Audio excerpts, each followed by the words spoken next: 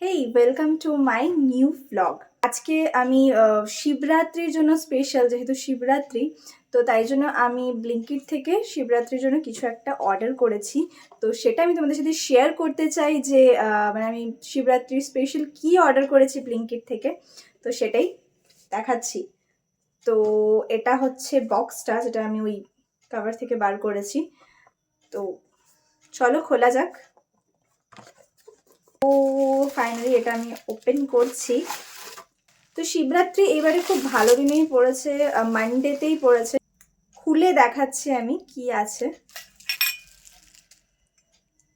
দেখো।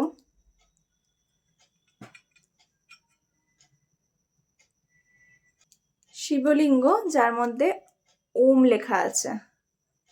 তো এটা আমাদেরকে এখানে রাখতে হবে। অ্যান্ড দেন দেখো, এর সাথে খুব সুন্দর একটা ঘট দেওয়া আছে, এর মধ্যে একটা ছোট ছিদ্র বানানো আছে। এটা হচ্ছে আমাদেরকে এইখানে রাখতে হবে। যেমন হয় ওপরে ঘটের মধ্যে জল দিলে একটু একটু করে জলটা কিন্তু এখানে শিবের মাথায় পড়বে।